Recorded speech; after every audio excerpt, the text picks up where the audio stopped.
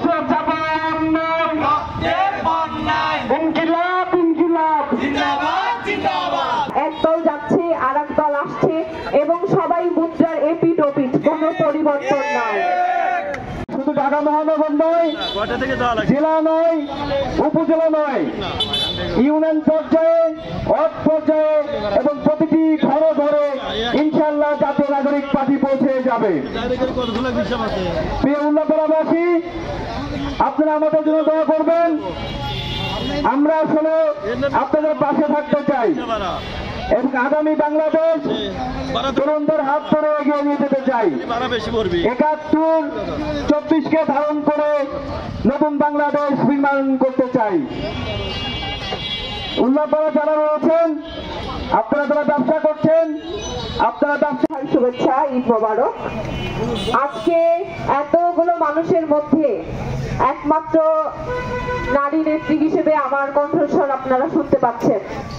এখানে আমি কিভাবে এসেছি, এখানে আমার আসার কারণ কোনো ভাইয়ের পিছনে হেঁটে নয়, কোনো ভাই ব্রাদারের পিছনে ঘুরে নয়, আমি নিজের যোগ্যতায় এই জায়গায় এসে দাঁড়িয়েছি। আমাদের আগামী বাংলাদেশে আমরা এমন কিছু দেখতে চাই, যদি আপনার নেতৃত্ব গুণ থাকে, আপনি কৃষকের ছেলে হন, শ্রমিকের ছেলে হন, আপনি নেতৃত্ব দেবেন। আপনার যদি যোগ্যতা থাকে আপনি সরকারি চাকরি করবেন, আপনার যদি যোগ্যতা থাকে আপনি সচিব হবেন। আপনাদের মনে আছে আমরা আন্দোলন করেছি, আমাদের আন্দোলনের প্রথম ভাষা ছিল কোটা না মেধা। মেধায়, যোগ্যতায় এবং দক্ষতায় যারা সামনে থাকবে, যারা বাংলাদেশকে সঠিকভাবে চালনা করতে পারবে, তারাই ক্ষমতায় আসবে। সেই ব্যবস্থা আমরা করতে চাই। সেই কারণেই এনসিপি গঠন এবং এনসিপির কার্যক্রম পরিচালনা।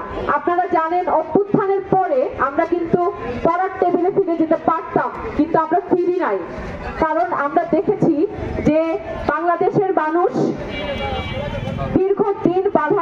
দীর্ঘদিন বৈষম্যের সম্মুখীন হয়ে আসছে, কিন্তু এই থেকে উত্তরণ হচ্ছে না। একদল যাচ্ছে আর এক দল আসছে এবং সবাই মুদ্রার এপিট ওপিট, কোনো পরিবর্তন নাই। এই ব্যবস্থার পরিবর্তনের জন্য, নতুন কিছু আনার জন্য আমরা মাঠে নেমেছি। আমাদের সবার অনেক ব্রাইট ক্যারিয়ার ছিল, সেইগুলো সাথে নিয়ে, বুকে ভয়ও আছে, সাহসও আছে, সেগুলো নিয়ে আমরা মাঠে নেমেছি। যুবকদের নিয়ে আমরা কাজ করব, যাতে যুবকদের যে প্রধান চাহিদা, তাদের কর্মসংস্থান, তাদের মাথা গোজার ঠাঁই, তাদের রুটি রুজি, এইটার যাতে সুব্যবস্থা হয়, সেটার জন্য আমরা সর্বোচ্চ চেষ্টা করব। কারণ আপনারা জানেন এনসিপি হচ্ছে ছাত্র জনতার দল।